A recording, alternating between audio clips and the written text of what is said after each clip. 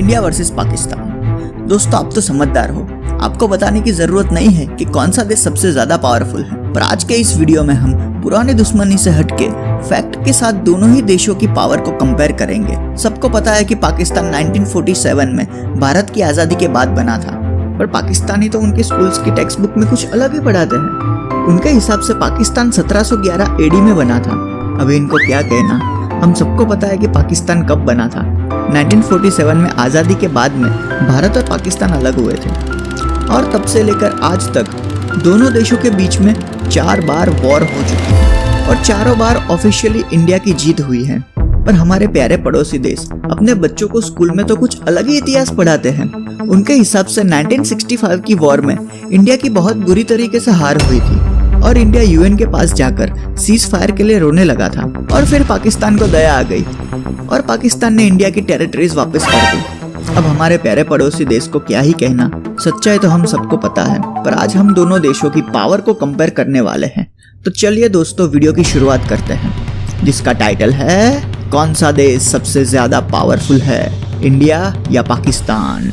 So friends, दोनों ही देशों में अक्सर एक बात को लेकर बहस होती रहती है कि कौन सा देश सबसे महान और सबसे पावरफुल है। सोचो अगर कल को भारत और पाकिस्तान के बीच में, पर ऐसा नहीं होना चाहिए, लेकिन भारत और पाकिस्तान के बीच में एक घमासान युद्ध छिड़ जाए तो कौन सा देश जीतेगा? कौन से देश की टेक्नोलॉजी सबसे उन्नत है? मुझे पता है कि इस कंपैरिजन में पाकिस्तानीज पाकिस्तान बोलेंगे और इंडियंस इंडिया बोलेंगे।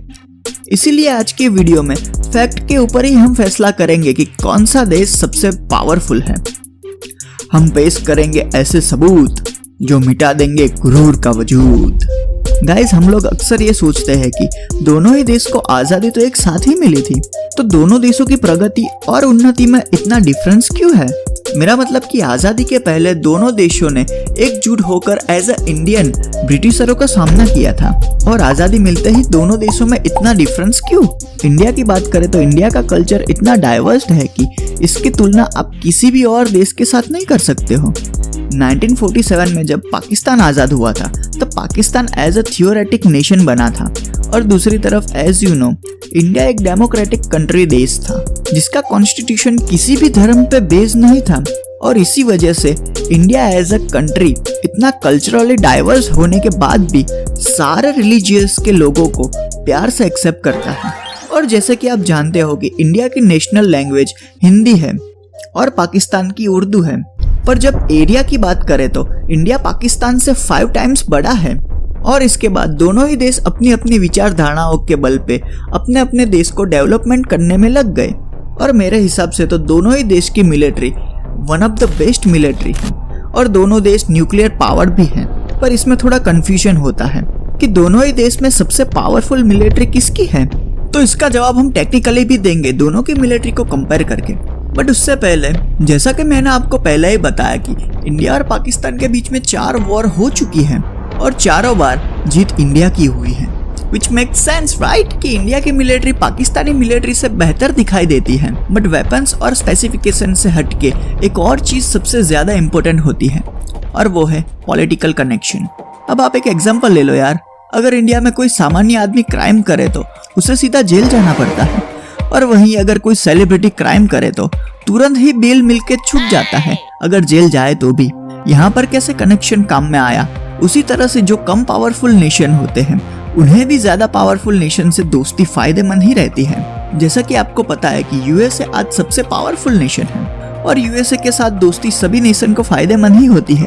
I mean, नहीं भी होती है देखा जाए तो, बट आज यूएसए इंडिया के साथ खड़ा है और अगर इंडिया पाकिस्तान के बीच में अगेन ऐसा होना नहीं चाहिए और होगा भी नहीं, जस्ट कंपेयर टू क्या इंडिया और पाकिस्तान के बीच में वॉर शुरू हो जाए तो क्या इंडिया को यूएसए की मदद की जरूरत पड़ेगी या नहीं? इंडिया की मिलिट्री के पास पूरे 14,55,515 एक्टिव पर्सनल्स हैं और वहीं पाकिस्तान के पास इंडियन मिलिट्री से आधा यानी कि 6,54,000 एक्टिव पर्सनल्स हैं। और जब रिजर्व मिलिट्री की बात करें तो यानी कि वो मिलिट्री जो 24/7 एक्टिव ड्यूटी पर तैनात रहती है और जब भी कोई इमरजेंसी वॉर लाइक सिचुएशन आती है तो वो भी तुरंत एक्शन में आ जाती है। इंडिया के पास 11,65,000 रिजर्विस्ट है और पाकिस्तान के पास 5,50,000 रिजर्विस्ट है।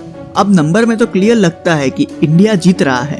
अब इसके बाद सबसे इम्पोर्टेंट होता है कंट्री का डिफेंस बजट, जो कंट्री की मिलिट्री पावर को आगे पुश करने में मदद। इंडिया का डिफेंस बजट है 70 बिलियन यूएस डॉलर यानी कि 7000 करोड़ रुपीस, और पाकिस्तान का डिफेंस बजट है 12 बिलियन यूएस डॉलर यानी कि 1200 करोड़ रुपीस। यहाँ इंडिया का डिफेंस बजट पाकिस्तान से 6 टाइम्स ज्यादा है, और इस बजट डिफरेंस की वजह से इंडियन मिलिट्री ज्यादा मॉडर्नाइज मिलिट्री इक्विपमेंट खरीद पाती है as compare to Pakistani military. और हवाई मामलों की बात करें तो इंडियन फोर्स को पाकिस्तानी एयरफोर्स से ज्यादा एडवांटेजेस है। इंडिया के पास 2182 एयरक्राफ्ट्स है और पाकिस्तान के पास 1387 एयरक्राफ्ट्स हैं। पर इंडियन एयरफोर्स को सबसे ज्यादा पावरफुल रशिया का सुखोई Su-13S-260 बनाता है, और पाकिस्तान के most of aircrafts Chinese made हैं। और आपको तो पता ही है कि रशियन मेड और चाइनीज मेड में कितना डिफरेंस होता है, और वो काफी पुराने भी हो चुके हैं। और इसके अलावा इंडियन नेवी और पाकिस्तानी नेवी की कंपैरिजन में इंडियन नेवी की स्ट्रेंथ पाकिस्तानी नेवी से ज्यादा दिखाई देती है। और जैसे कि सभी लोग जानते हैं कि दोनों ही देश न्यूक्लियर पावर देश हैं, पर इंडिया ने इससे भी एक कदम आगे जाकर अपना खुद का डिफेंस सिस्टम बनाया है, और इंडिया के पास एंटी सैटेलाइट वेपन भी है। और सबसे ज्यादा इम्पोर्टेंट, इंडिया ने खुद के सैटेलाइट नेविगेशन भी डेवलप किए हैं जिसका नाम नाविक है। सो जहाँ पर इंडिया ने इतना टेक्नोलॉजिकल एडवांटेजेस हासिल किए हैं, वहीं दूसरी तरफ पाकिस्तान ने बहुत ही कम टेक्नोलॉजिकल एडवांटेजेस हासिल किए हैं।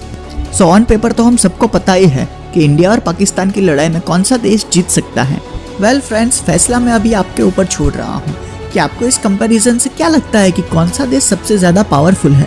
मुझे नीचे कमेंट करके जरूर बताना।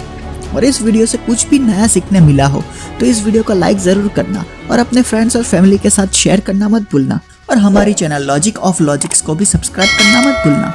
मिलते हैं इसकी नेक्स्ट वीडियो में, तब तक के लिए stay safe and thank you for watching. जय हिंद।